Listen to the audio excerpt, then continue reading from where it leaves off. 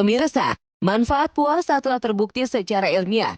Tapi kalau dilakukan secara sembarangan, kebiasaan tak sehat saat puasa bisa menghilangkan manfaat puasa terhadap kesehatan. Lantas, apa saja kebiasaan tak sehat saat puasa?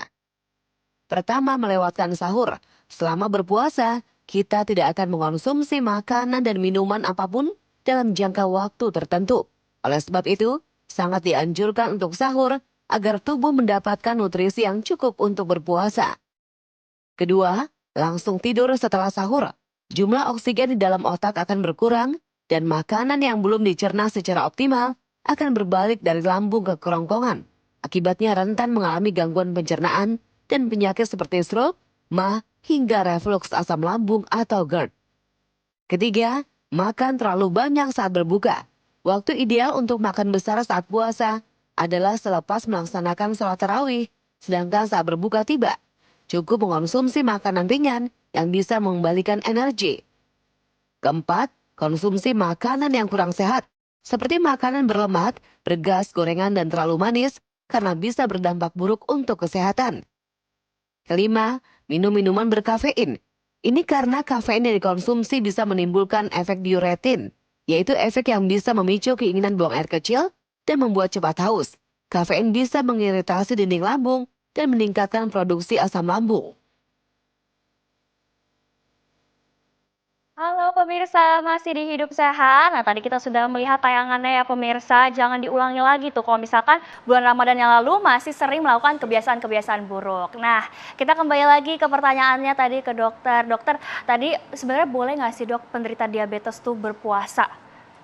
Jawaban mudahnya boleh. Boleh. Ya, boleh. Tapi ada suatu kondisi yang memang sebaiknya pasien-pasien ini ketemu dokternya dulu gitu. Nah, ketemu dokternya ini paling bagus tuh antara 6 sampai 8 minggu sebelumnya. Jadi paling nggak 1 bulan sebelum deh. Buat apa? Untuk bisa melihat pasien ini akan dinilai resikonya tinggi atau tidak untuk dia menjalankan puasa.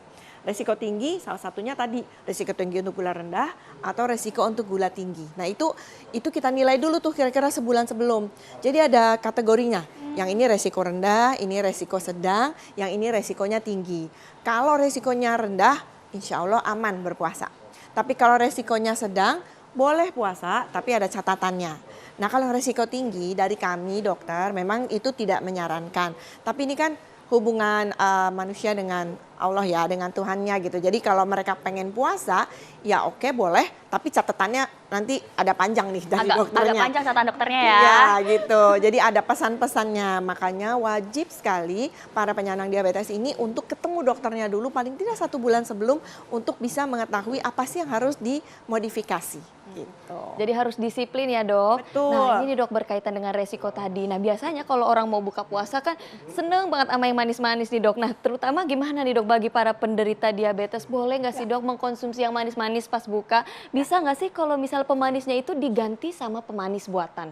Baik, kita bicara sesuatu yang bisa dipakai orang, bisa juga enggak. Soalnya ada beberapa orang yang enggak suka pakai pemanis buatan. Karena memang rasanya sedikit berbeda dibanding dengan gula biasa. Gula biasa tuh kita bisa dapat dari gula buah fruktosa atau gula pasir sukrosa namanya. Nah kalau kita mau pakai pemanis buatan itu sedikit aja jumlahnya.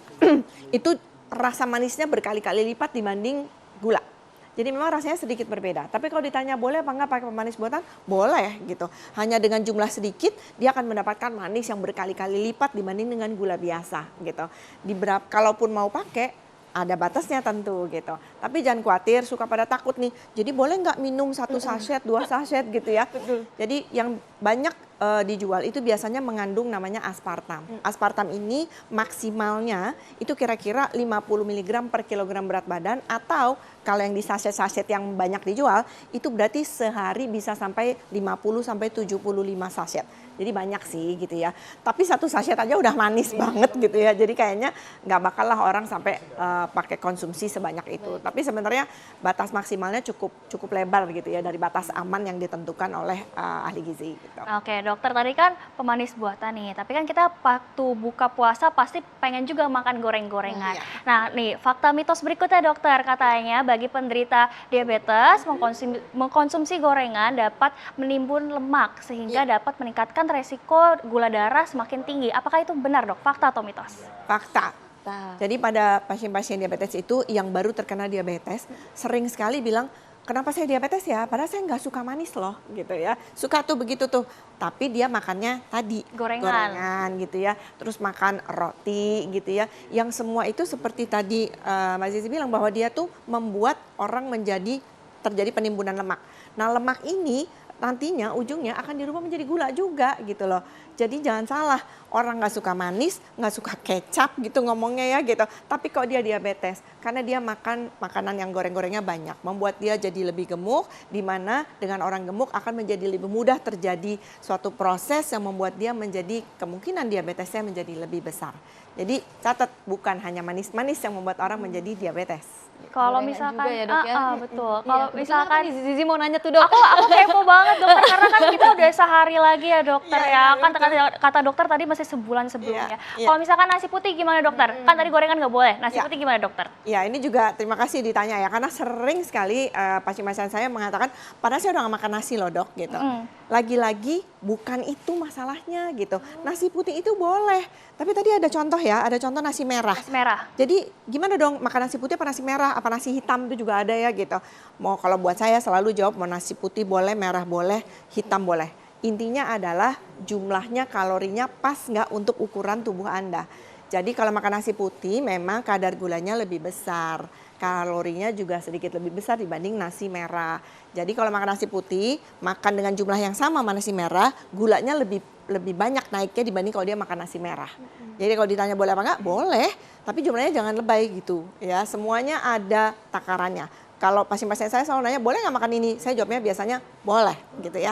Boleh, semua makanan boleh. Asal tertakar, jumlahnya pas dengan ukuran tubuhnya dan timingnya atau waktu makannya atau minumnya pas. Juga ngepas, bener banget. Nah nih dok, satu lagi yang bikin penasaran nih, boleh nggak sih sebenarnya para penderita diabetes itu olahraga? Kan takutnya kalau olahraga terlalu ekstra jadi pingsan atau gimana, kan beresiko ya Zi? Gimana dok? Betul. Ya olahraga juga. Tapi Oh, belum maaf boleh nih dokter, jawab. dikat dulu Oh, dokter. cut, oke. Jangan dijawab dulu dokter. Kita lanjutkan pertanyaan ini usai jeda Baik. berikut ini.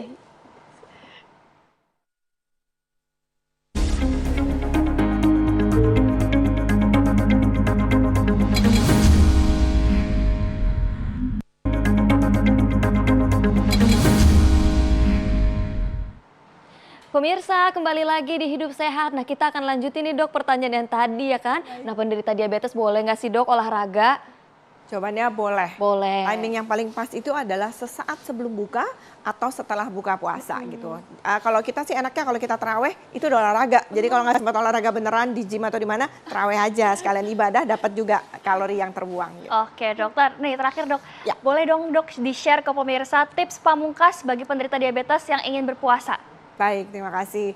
Jadi para penyandang diabetes, kalian teman-teman ini yang memang udah ada gulanya tinggi sangat dibolehkan untuk berpuasa, tetapi dengan catatan sebaiknya konsul dulu ke dokternya agar bisa dilihat modifikasi apa yang perlu dilakukan. Dari aktivitasnya, obat-obatannya, makannya itu ada perubahan dan tolong komunikasikan dengan dokternya agar bisa aman dan sehat saat berpuasa. Luar biasa, terima kasih dokter Wisma atas tipsnya hari ini. Sama-sama. Iya, selamat berpuasa ya dok. Sehat Sama-sama juga, selalu. selamat puasa juga. Betul. Nah, nggak kerasa nih kita udah di ujung acara ya pemirsa. Tentunya ini tips yang menarik dan juga bermanfaat bagi pemirsa di rumah. Jangan lupa untuk selalu saksikan Hidup Sehat setiap Senin sampai dengan Jumat. Pukul berapa sih? Pukul 9.30 waktu Indonesia Barat, hanya di TV One bersama saya Zinka Nela.